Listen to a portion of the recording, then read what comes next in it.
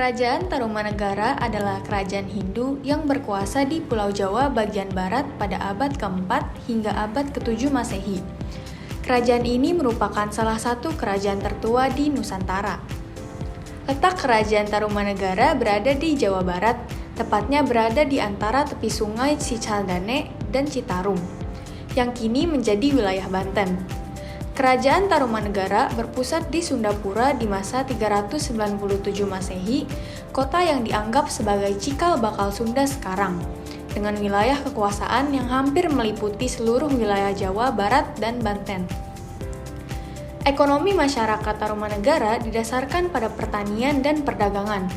Pertanian menjadi sumber utama pangan dan pendapatan bagi rakyat.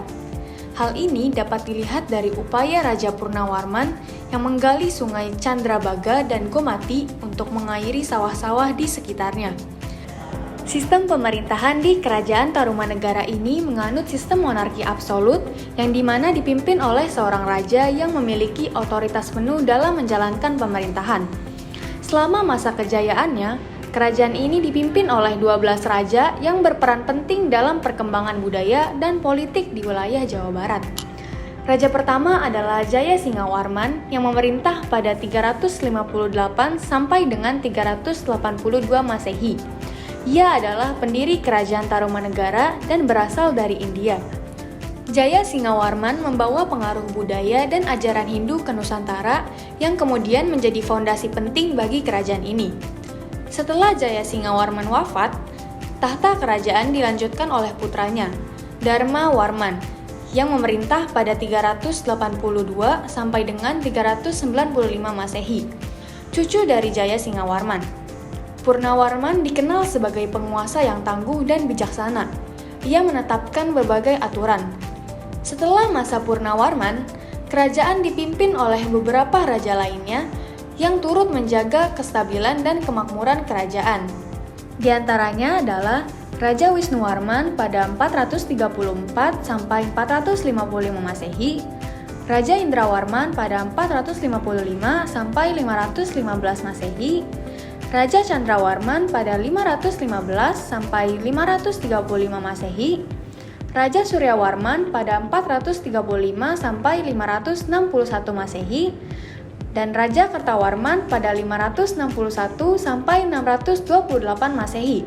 Selanjutnya, kerajaan dipimpin oleh Raja Sudawarman pada 628 sampai 639 Masehi, Raja Hariwangsawarman pada 639 sampai 640 Masehi, Raja Naga Jayawarman pada 640 sampai 666 Masehi, dan Raja Linggawarman pada 666 sampai 669 Masehi.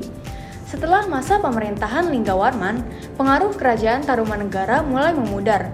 Perubahan politik dan munculnya kekuatan baru di wilayah sekitarnya menandai akhir dari kerajaan ini. Meskipun kerajaan Tarumanegara akhirnya runtuh, warisannya tetap hidup dalam sejarah dan budaya masyarakat Jawa Barat. Kerajaan ini menjadi fondasi penting bagi kerajaan-kerajaan besar berikutnya di Nusantara. Peninggalan sejarah Kerajaan Tarumanegara. Prasasti Kebon Kopi atau Prasasti Tapak Gajah. Peninggalan Kerajaan Tarumanegara pertama adalah Prasasti Kebon Kopi yang ditemukan pada abad 19 oleh Belanda di Desa Ciareten Ilir, Kecamatan Cibung Bulang, Kabupaten Bogor. Bukti sejarah Kerajaan Tarumanegara ini ditulis dalam bahasa Sanskerta dengan gambar telapak kaki gajah yang diperkirakan sebagai tunggangan Raja Purnawarman. Prasasti Tugu. Berikutnya, ada Prasasti Tugu yang diberi nama sesuai dengan tempat penemuannya, yaitu Kampung Batu Tumbuh, Desa Tugu, Koja, Jakarta Utara.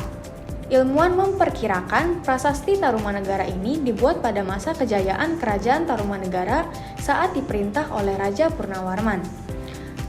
Prasasti Cidang Hiang atau Prasasti Munjul.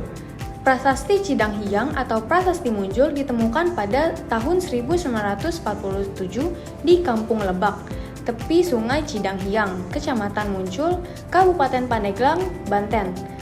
Prasasti batu yang ditulis dengan teknik pahat berisi pujian-pujian kepada Raja Purnawarman.